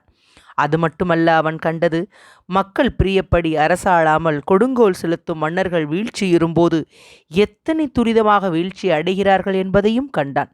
ஆகவே சற்றும் எதிர்பாராத விதமாக மூசி நதியிலுள்ள தனது மரக்கலங்கள் தீப்பிடித்து எரிந்து வெடிக்கத் தொடங்கிய போது அது தனது மரக்கலங்களை பிடித்த சாதாரண தீ அல்ல என்பதையும், தனது மக்கள் மனத்தில் நீண்ட காலமாக பிடித்து சுடர்விட்டு கொண்டிருந்த துன்பத்தீ என்பதையும் ஜெயவர்மன் சந்தேகமற உணர்ந்து கொண்டான். நதியிலிருந்த மரக்கலங்கள் தீப்பிடித்ததைத் தொடர்ந்து நகரத்துக்குள்ளே ஏற்பட்ட குழப்பமும் கூச்சலும் ஜெயவர்மன் உணர்ந்து கொண்டது உண்மையே என்பதற்கு அத்தாட்சிகளாயிருந்தன. அந்த 7ஆம் பிறையை குறித்து ஜெயவர்மன் பிற்காலத்தில் பெரிதும் கலங்கியிருக்கிறான். அன்று அவன் தனது அரண்மனை உப்பரிகையிலிருந்து கண்ட காட்சி ஆயுள் பூராவும் அவன் கண்ணெதிரே நின்றது. அன்றிரவில் அவன் இளைய பல்லவனை ஏதேதோ சொல்லி சபித்தான். ஆனால் அதற்கு பின் பல இரவுகளில் அந்த 7ஆம் பிறை இரவை நினைத்து நினைத்து வியப்பும் எய்தியிருக்கிறான். அத்தகைய ஒரு படைத்தலைவன் மட்டும் எனக்கு இருந்தால் சீனத்தை கூட நான் வெற்றி கொண்டிருப்பேனே என்று அவன் தனக்குள் பிற்காலத்தில் பலமுறை சொல்லிக் கொண்டான். இளைய பல்லவனின் விசித்திர தாக்குதல் அப்படி வந்தது. மெல்லத்தான் வந்தது, ஆனால் திடமாக வந்தது. திடீரென வெடித்தது. 7ஆம் பிறை உதயமான சமயத்தில் தனது உப்பரிகையில் நின்று மூசி நதியை கண்ட ஜெயவர்மன் மனத்தில் நிம்மதி பெரிதும் நிரம்பி நின்றது. நதியில் அவன் அமைத்த போர்க்கல அரண் மிகுந்த கம்பீரமாக காட்சியளித்தது. நதியின் 2 கரைகளிலும் சுமார் 20 மரக்கலங்கள் போர் சன்னத்துடன் நின்றிருந்தன. அவை ஒவ்வொன்றிலும் சீனத்து வான வெடிமருந்துகள் நிரம்பிக் கிடந்தன. வேல்களையும் அம்புகளையும் வீசக்கூடிய பெரும் பொறிகளும் அமைக்கப்பட்டிருந்தன. பொறிகளை இயக்கவும் அவசியம் ஏற்பட்டால் நெருங்கி போராடவும் ஒவ்வொன்றிலும் 500 மாலுமிகள் சதா கண்ணும் கருத்துமாக தயாராயிருந்தார்கள். இப்படி இரு கரைகளிலும் நின்ற போர்க்கப்பல் தொடரை நதிக்கு குறுக்கே நின்று 5 போர்க்கப்பல்கள் இணைத்து நதிக்கு குறுக்கே ஒரு குறுக்கு பாலத்தையும் போட்டன. நதிக்குள் நுழையும் எந்த மரக்கல கூட்டமும் முதலே குறுக்கே நின்ற 5 போர்க்களங்களை மோத வேண்டும். மோதி உள்ளே நுழைந்தாலும் இரு பக்கங்களிலும் உள்ள 10 கப்பல்களின் தாக்குதலை ஒரே காலத்தில் சமாளிக்க வேண்டியிருக்கும். ஒரே சமயத்தில் 3 போர்க்களங்களுக்கு மேல் மூசி நதிக்குள் வந்து சேர முடியாது. அகலம் அத்தனைத்தான் அந்த நதிக்கு. இது மட்டுமல்ல, மூசி நதி கடலில் கலக்க ஓடும் வேகமும் அதிகம். ஆகவே உட்புகும் மரக்கலங்கள் மெல்லவே வர முடியும். அப்படி மெல்ல வரும் மரக்கலங்களை நதியை அடைத்து குறுக்கே நிற்கும் மரக்கலங்கள் மட்டும் நங்கூரமெடுத்து தாக்குவதானால் நதி வேகத்தில் வெகு துரிதமாக ஓடி உள்புகும் மரக்கலங்களை மோதிவிட முடியும். எந்த வகையில் பார்த்தாலும் எதிரி யாரும் உட்புக முடியாத பெரு அரண் அது. அதை பார்த்து ஜெயவர்மன் மகிழ்ச்சி அடைந்தான். அந்த மகிழ்ச்சிக்கு காரணம் அந்த அரண் மட்டுமல்ல, அதை அடுத்து நகருக்குள்ளிருந்த 2 வளைவு கோட்டை மதில்களும் அந்த மதில்களின் 2 வாயில்களும் கூட அவன் உள்ள மகிழ்ச்சியை உச்சிக்கு கொண்டு போயின. முதல் அரணின் வாயிலாக கனகமணி கதவுகள் கோபுரம் போல் உயர்ந்து நின்றன. அழகிய மணிகள் பல அவற்றில் பொருத்தி இருந்ததன் காரணமாக அந்த கதவுகள் திறக்கப்படும் போது அந்த பெரும் கதவுகள் கனகனவென்று பேரொளி கிளப்பும். கதவுகள் மிக அகலமாயிருந்ததால் அவற்றில் பல்வேறு திட்டிக்கதவுகளும் திட்டிக்கதவுகளுக்கு பின்பு பெரும் மரத்தட்டுகளும் இருந்தபடியால் பெருங்கதவுகளை திறக்காமலே அந்த திட்டிக்கதவுகளை மட்டும் திறந்து மரத்தட்டுகளில் நின்று வீரர்கள் படையெடுப்பவர்கள் மீது வேலெறிய வசதி இருந்தது. ஆதி சைலேந்திரர்களால் நிர்மாணிக்கப்பட்ட அந்த கனகமணி கதவுகள் ராஜேந்திர சோழனால் அழிக்கப்பட்ட பிறகு சில ஆண்டுகளுக்கு முன்பே ஜெயவர்மனால் மீண்டும் பழுது பார்க்கப்பட்டு திருத்தி அமைக்கப்பட்டன. அடுத்த அரணான வித்யாதர தோரணம் கவர்ச்சிகரமான ஒரு பெரும் தடை. அரண் வாயிலுக்கு குறுக்கே இருந்த அந்த பெரும் தோரணத்தில் தொங்கிய வஜ்ர வைடூரிய கோமேதக கற்கள் இழைத்த பெரும் மாவிளைகள் சைலேந்திரர்கள் பெரும் செல்வத்துக்கு சான்று கூறின. அந்த தோரணத்தை காக்க இருபுறத்திலும் இயங்கும்படி 2 தேர்களைப் போல் அமைக்கப்பட்டிருந்த 2 அம்புக்கூடங்கள் தோரணத்தின் அருகே வருபவர்களுக்கு இருந்த ஆபத்தை நன்கு விளக்கின. தோரணத்தின் 2 முனைகளையும் அடுத்திருந்த பெரும் அரண் சுவரை ஒட்டி இயங்கிய இந்த 2 அம்பு ரதங்களும் எந்த வினாடியிலும் சுழன்று ஒன்று சேரக்கூடிய ஸ்திதியில் அமைந்திருந்தன. இவை அனைத்தையும் அந்த இரவில் வெண்மதி அளித்த நிலவில் கண்ட ஜெயவர்மன் நிம்மதி பெருமூச்சு விட்டான். அந்த இரவில் கடுமையான உத்தரவுகளின் காரணமாக சாதாரண மக்கள் வெளியில் அதிகமாக உலாவாவிட்டாலும் வணிகர்கள் மட்டும் உழவிக் கொண்டிருந்ததையும் மூசி நதிக்கரையில் அப்பொழுது படகுகளிலிருந்து வணிகப் பொருட்கள் இறக்குமதி செய்யப்படுவதையும் கண்ட ஜெயவர்மன் முகத்தில் சிறிது மகிழ்ச்சி சாயையும் தெரிந்தது. அந்த சமயத்தில் நதியின் பிரவாகத்தை எதிர்த்து தனது போர்க்கள அரணை நோக்கி வந்து கொண்டிருந்த 3 பெரும் வணிக கப்பல்களில் ஸ்ரீவிஜயத்தின் கொடிகள் பறப்பதைக் கண்டு மேலும் சந்துஷ்டி அடைந்தான் ஜெயவர்மன். அந்த 3 மரக்கலங்களும் ஒன்றன் பின் ஒன்றாய் அரணுக்குள் நுழைய நதியின் குறுக்கே நின்ற போர்க்களங்கள் வழிவிட்ட முறைகூட ஜெயவர்மனுக்கு திருப்தியே அளித்தது. அந்த 3 மரக்கலங்கள் நெருங்கியதும் குறுக்கே நின்ற ஸ்ரீவிஜயத்தின் போர்க்களங்களிலிருந்து சங்குகள் ஊதப்பட்டன. அந்த கட்டளையின் விளைவாக முன்னேறுவதை நிறுத்தி கொண்ட அந்த 3 வணிக கப்பல்களில் முதலில் இருந்த கப்பலை தளத்தில் இருந்தபடியே ஸ்ரீவிஜயத்தின் உபதளபதி விசாரித்த பின்பே அந்த 3 மரக்கலங்களும் உள்ளே நுழைய அனுமதி அளிக்கப்பட்டது. அப்படி நுழைந்த 3 வணிக கப்பல்களும் நதியின் வடகரைக்கு வந்து படகுகளில் வணிகப் பொருள்களை இறக்கத் தொடங்கின. அப்படி அவை இறக்கிக் கொண்டிருந்த சமயத்தில் வேறு 3 வணிக கப்பல்களும் நதியில் நுழைந்து வந்து கொண்டிருந்தன. இப்படி நிம்மதியாக வாணிபம் நடப்பதிலிருந்தே எதிரி நடமாட்டம் எதுவும் மூசி நதி முகத்துவார பிராந்தியத்தில் இல்லை என்பதை தீர்மானித்து கொண்ட ஜெயவர்மன் மகிழ்ச்சி திடீரென உடைக்கப்பட்டது.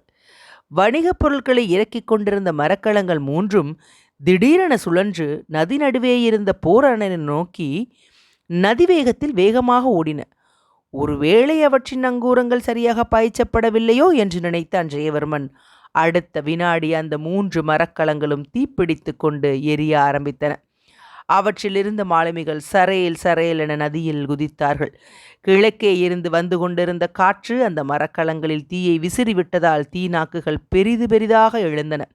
அப்படி எழுந்த தீ நாக்குகளுடன் நதியில் பின்னோடிய மரக்கலங்கள் நதியை அடைத்து நின்ற போர்க்கப்பல்களுடன் மோதவே அவற்றிலும் 2 தீ பிடித்து கொண்டன. இதன் விளைவாக திடீரென நதி பிராந்தியத்தில் பேரிரைச்சல் ஏற்பட்டது. இரு கரையிலும் நங்கூரம் பாய்ச்சி நின்ற 2 மரக்கலங்கள் நங்கூரங்களை எடுத்து உதவிக்கு நகர்ந்தன. உதவிக்கு நகர்ந்த மரக்கலங்களின் நிலையும் ஆபத்தாகிவிட்டது. நதியை அடைத்து நின்ற ஸ்ரீவிஜய போர்க்கப்பல்களை தீப்பிடித்த 3 வணிக கப்பல்களும் மோதிவிட்டதாலும் அந்த மோதலால் விளைந்த தீஜுவாலைகள் ஸ்ரீவிஜய போர்க்கப்பல்களை மட்டுமின்றி அவற்றிலிருந்த வான வெடிமருந்துகளையும் பற்ற வைத்து விட்டதாலும் பெரும் வான வேடிக்கை மூசி நதி பிராந்தியத்தில் ஏற்பட்டது. இத்தகைய கடுமையான நிலைமையையும் விஜயச்சந்திரன் சமாளித்தான். ஜெயவர்மன் உத்தரவுப்படி அவன் அரணை நதியில் அமைத்திருந்தாலும் எதிர்பாராது ஏற்பட்ட அந்த தீ விபத்திலிருந்து தனது மரக்கலங்களை காக்க அரணை சிறிது தளர்த்தி மரக்கலங்களை பிரியும்படி உத்தரவிட்டான். அப்படி அவன் போர்க்களங்கள் பிரிந்திருந்தால் அந்த பெரும் கடற்படை தப்பியிருக்கும். ஆனால் விதியும் இயற்கையும் கூட அவனுக்கு எதிராக இயங்கின. அந்த மரக்கலங்கள் தப்புவதற்குள் நதியின் முகத்துவாரத்திலிருந்து வந்து கொண்டிருந்த மற்ற 3 வணிக கப்பல்களும் தங்களுக்கு தாங்களே தீ வைத்து கொண்டதாலும் அவை கிழக்கு காற்றினாலும் நாளிகைகள் ஏறியதன் விளைவாக நதிக்குள் பிரம்மாண்டமாக புகுந்த கடல் அலைகளின் வேகத்தாலும் வெகு வேகமாக நதியின் குறுக்கு அரணை மோதின. எங்கும் ஒரே ஜுவாலை, எங்கும் ஒரே கூச்சல். கடற்கரையின் அணிவகுப்பு சின்னாபின்னமாக்கப்பட்டது. நதிக்கு குறுக்கே நின்ற ஸ்ரீவிஜயத்தின் போர்க்களங்கள் நங்கூரம் எடுத்து அகன்றும் தீப்பிடித்து எரிந்தும் வெடித்தன. அவற்றிலிருந்த வானமருந்துகள் பெரிதாக பற்றியதால் பெருவெடிகள் நகரத்தின் வடபுறத்தின் மீது வந்து விழுந்தன. நதிக்கரையில் ஏக கூச்சல். நதியின் இருபுறங்களிலும் இருந்த மற்ற ஸ்ரீவிஜய போர்க்கப்பல்களும் நங்கூரம் எடுத்தன. இவற்றின் தலைமை போர்க்கப்பலிலிருந்து போர்த்தாரைகள் பலமாக சப்தித்தன. போருக்கான ஆயத்த சத்தம். நதிக்கரை வணிகர் ஊருக்குள் விரையும் கூச்சல். மரக்கலங்கள் வெடிக்கும் கோர ஒளிகள். இப்படி நானாவித ஒளிகளுக்கிடையே ஸ்ரீவிஜய மாநகரம் பயங்கர கோலத்தை பூண்டது. ஸ்ரீவிஜயத்தின் 2 போர்க்களங்கள் பிற நாட்டு வணிக கப்பல்கள் 6ம் தீப்பிடித்ததால் வணிக கப்பலில் இருந்தவர்கள் திடீரென நீரில் குதித்து விட்டதாலும் ஸ்ரீவிஜய போர்க்கப்பல்களிலிருந்து குதிக்க முடியாத சில மாலுமிகள் வெடி மருந்தால் மாண்டு அவர் சடலங்கள் நதியில் உருண்டோடின. வெடித்த கப்பல்களின் மரக்கட்டைகள் அந்த சடலங்களுடன் சேர்ந்து மனிதன் உயிர் பிரிந்து விட்டால் அவன் போற்றும் உடல் கட்டைதான் என்பதை எடுத்து காட்டின. இப்படி தனது போர்க்கப்பல்கள் 2 நாசமாகியும் விஜயச்சந்திரன் மிக சாமர்த்தியமாக மற்ற போர்க்கப்பல்களை காப்பாற்றினான். நதியை அடைத்து நின்ற சேதமடையாத மற்ற 3 போர்க்களங்களை பின்னடைய சங்கு ஊதினான். வந்தவை வெறும் வணிக கப்பல்கள் அல்ல என்பதையும் வெகு திட்டமாக செய்யப்பட்ட சதியின் தூதர்களே அவை என்பதையும் உணர்ந்த விஜயச்சந்திரன் போர் தாரைகளை சப்திக்க உத்தரவிட்டான். அந்த தாரைகளின் சத்தத்துடன் வேறொரு பேரொளியும் கிழக்கே நதிமுகத்துவார மார்க்கத்தில் கேட்டது. அந்த ஒளி விஜயச்சந்திரன் காதில் மட்டுமல்ல, அரண்மனை உப்பரிகையில் நின்று நதிப்பகுதியில் நடந்த அனைத்தையும் கவனித்துக் கொண்டிருந்த ஜெயவர்மன் காதிலும் விழுந்தது. ஜெயவர்மன் நதி கடலை நோக்கி பாயும் பகுதியை நோக்கினான். நதி நீரை எதிர்த்து பாயும் கடலின் பேரலைகளில் ஊர்ந்து விதிதேவன் அனுப்பிய வாளி போல் கடல்புறா வெகு வேகமாக நதிக்குள் நுழைந்து வந்து கொண்டிருந்ததை ஸ்ரீவிஜய சாம்ராஜ்யாதிபதி கண்டான். அத்தியாயம் 68 நிறைவடைந்தது.